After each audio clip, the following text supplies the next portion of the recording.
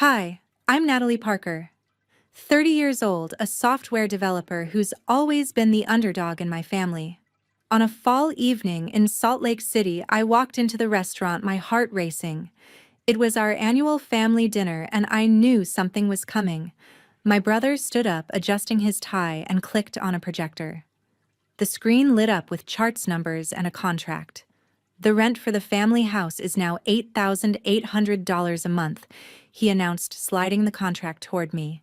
If you don't like it, then move out. The room erupted in laughter.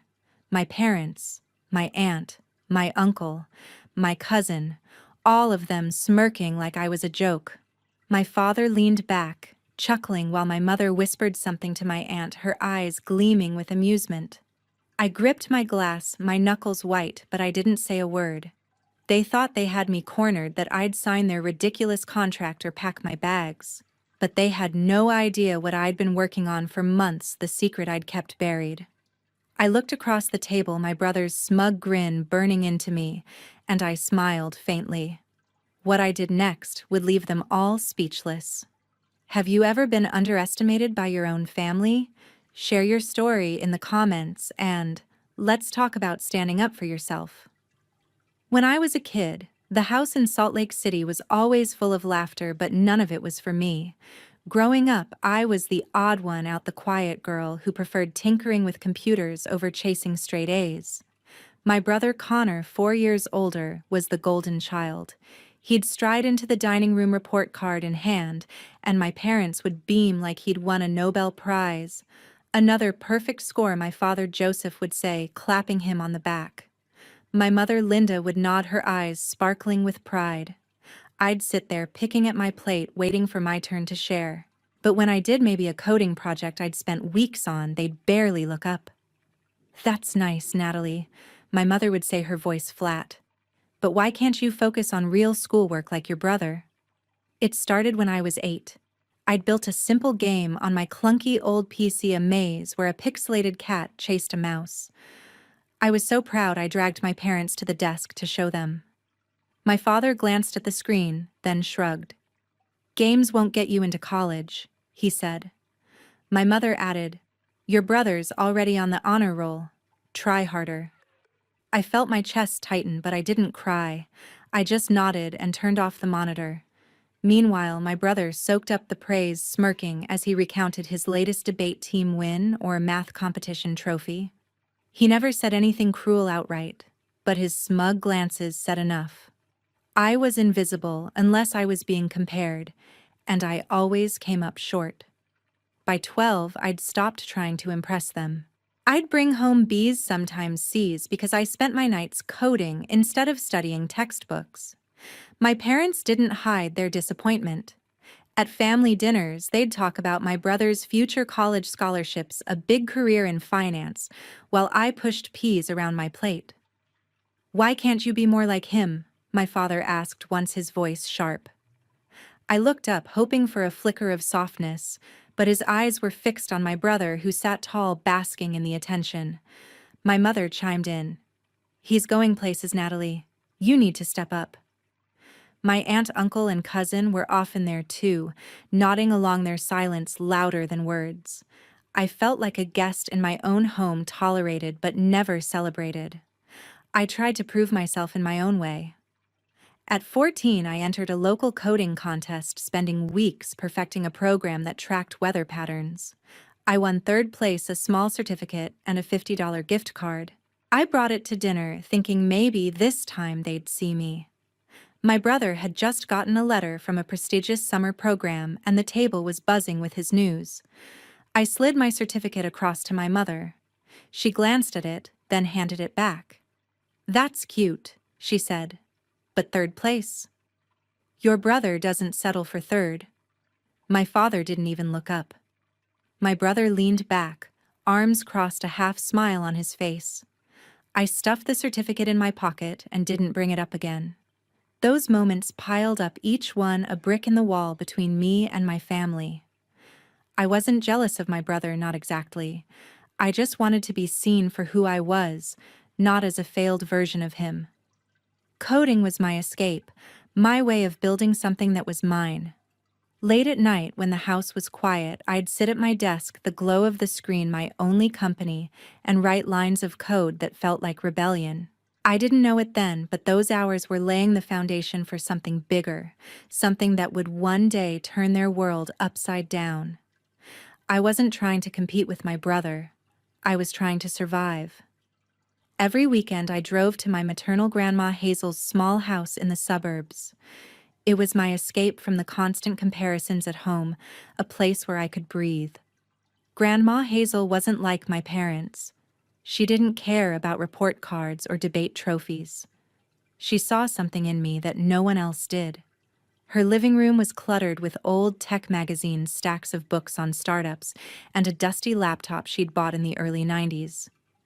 "This is the future, Natalie," she'd say, tapping the screen. "You're going to build something big."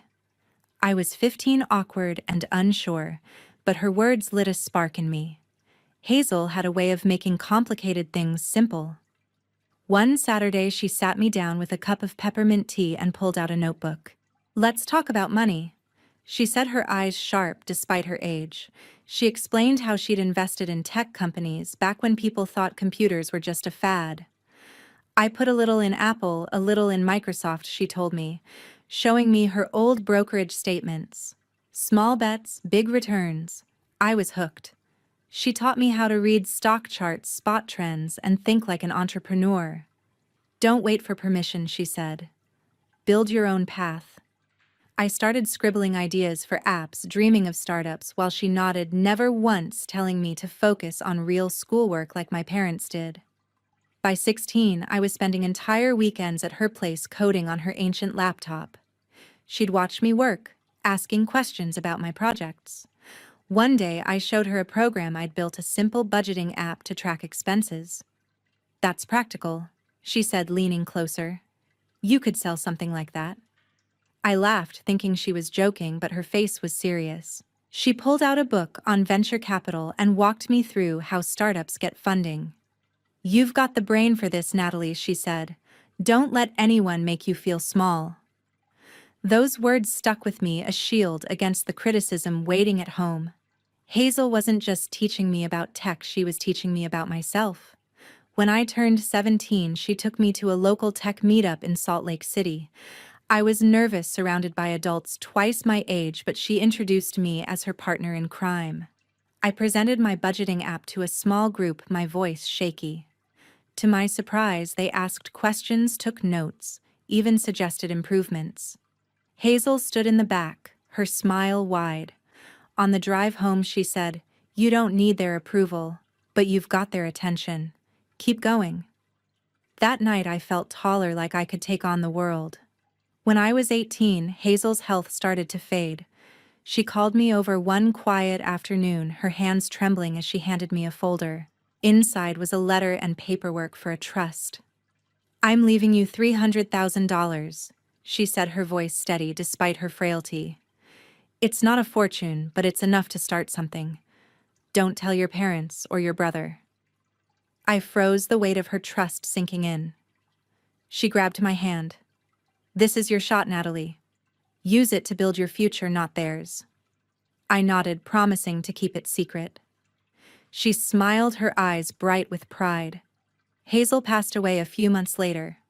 I sat in her empty living room, the silence heavy, clutching that folder. Her lessons about tech, about resilience, were more than just advice. They were a blueprint. She'd seen the potential in me that my family ignored, and she'd given me the tools to prove them wrong. I didn't know exactly how I'd use that money yet, but I knew it was my chance to change everything. Hazel's voice echoed in my head. "Build your own path." And that's exactly what I planned to do. After Grandma Hazel passed away, my brother took control of the family house. It was a modern home in the suburbs of Salt Lake City, the same one where I'd spent my childhood dreaming of code. I was 25, still living there, trying to carve out a career as a software developer. But my brother, now 30, saw the house as his domain. He'd always been the golden child, and with Hazel gone, he wasted no time asserting his authority. "This place is an asset," he told me one evening, his voice clipped as he typed on his laptop. "You're lucky to stay here, Natalie, but it's not free." He declared I'd pay $2,500 a month in rent, a number that felt like a punch to the gut. At first, I thought he was joking. This was our family home filled with memories of Hazel's laughter and late-night coding sessions. But his face was all business, his eyes cold. He handed me a lease agreement typed in stiff legal jargon as if I were a stranger renting an apartment. "Sign it," he said, tapping the paper. I scanned the terms: late fees, maintenance costs, even a clause about upkeeping the property's value. I signed my hand, shaking not because I wanted to, but because I couldn't afford to move out. My freelance gigs were steady, but not enough for a new place in Salt Lake's pricey market. His control tightened over the months. Every first of the month, I'd get an email from him, subject line "Rent Due."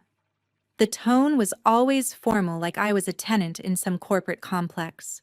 "Payment must be received by 5 p.m., he'd write, "or penalties will apply." Once, when I was a day late because a client delayed my paycheck, he didn't call or text.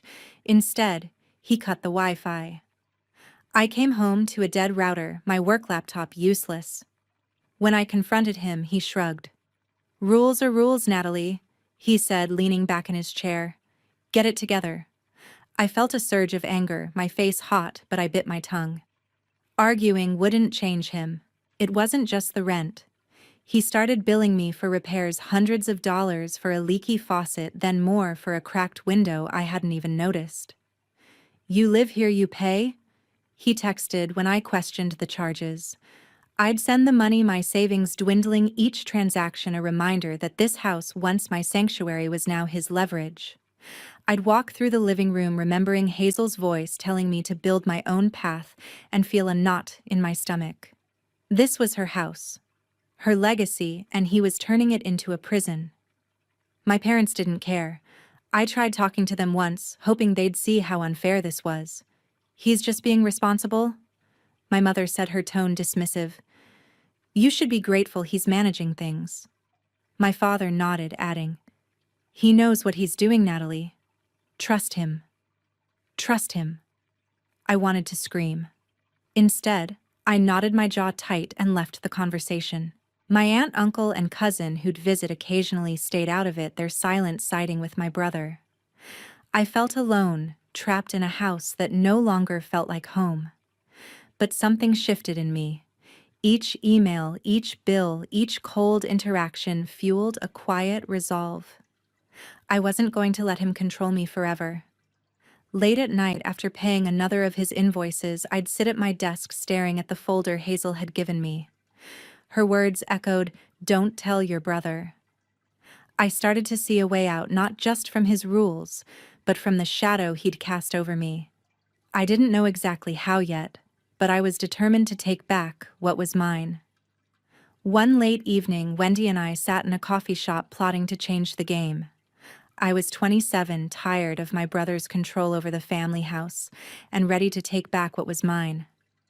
Wendy, my best friend since college and a sharp lawyer, leaned across the table, her eyes gleaming with determination. "We're not just fighting for the house, Natalie," she said, scribbling on a napkin.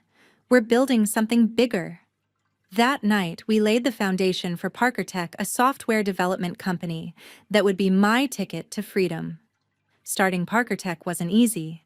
I'd been freelancing as a software developer building apps for small businesses, but my income barely covered my brother's $2,500 rent and his endless repair bills. Wendy helped me file the paperwork to register Parker Tech as an LLC, explaining how it could shield my personal assets.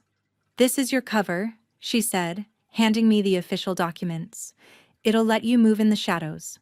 I used the $300,000 Grandma Hazel left me to fund the startup, carefully transferring the money into a business account.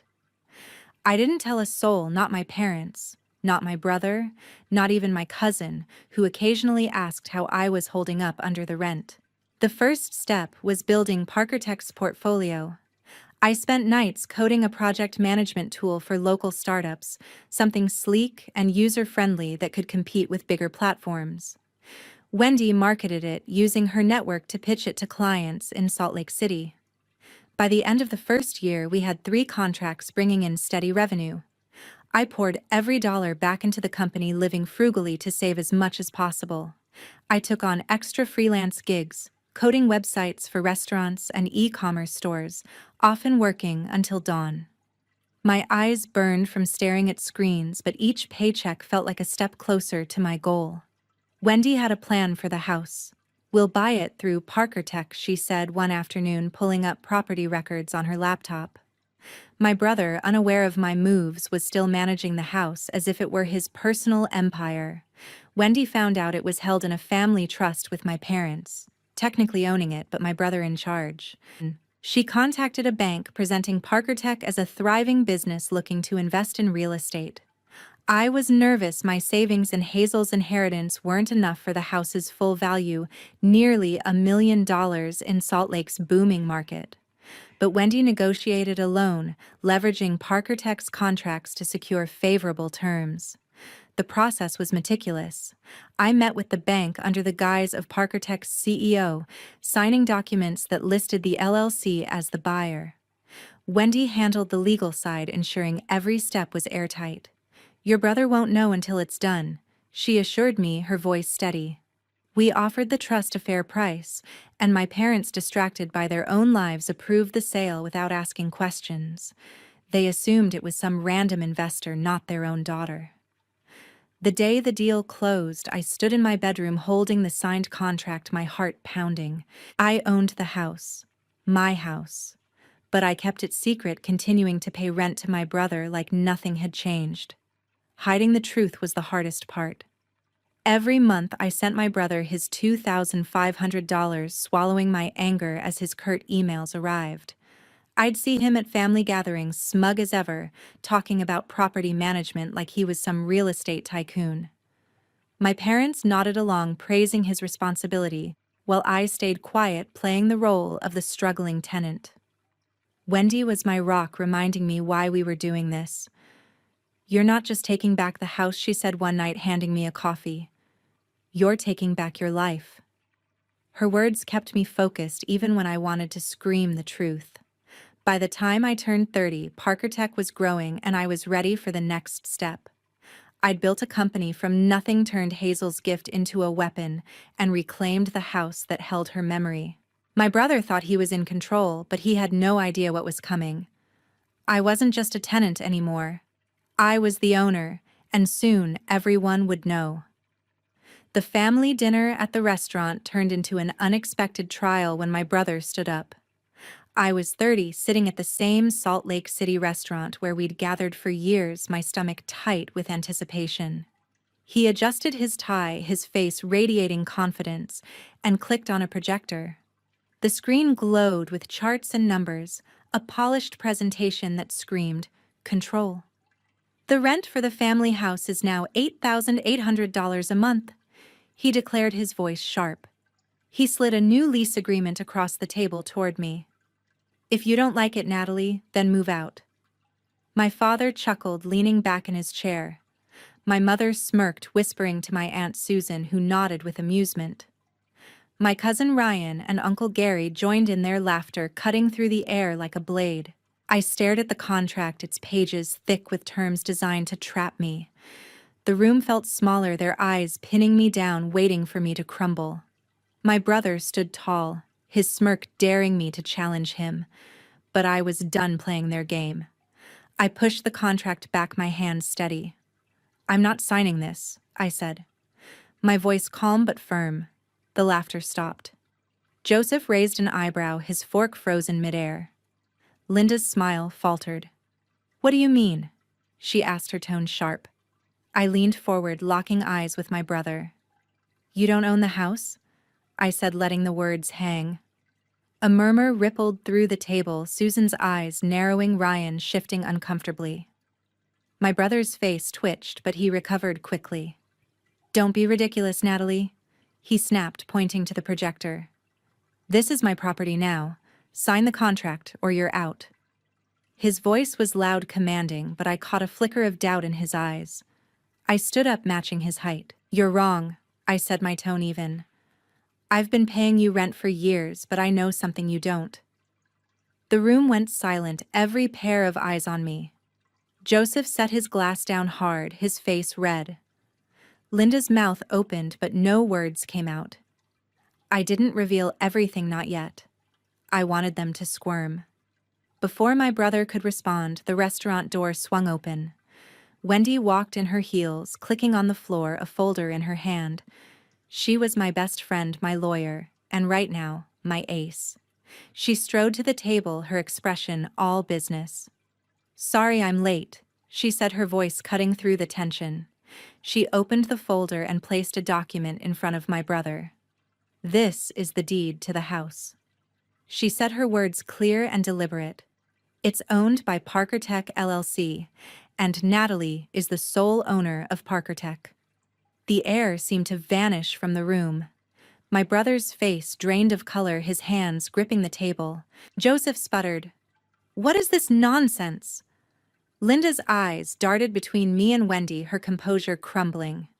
Wendy didn't flinch. She laid out more papers, bank records, transfer agreements, all stamped and notarized. "Natalie purchased the house 2 years ago," she said. "She's been paying rent to keep things quiet, but that ends now." Ryan's jaw dropped, his fork clattering to the plate. Susan and Gary exchanged stunned glances, their earlier amusement gone. My brother tried to speak, his voice hoarse.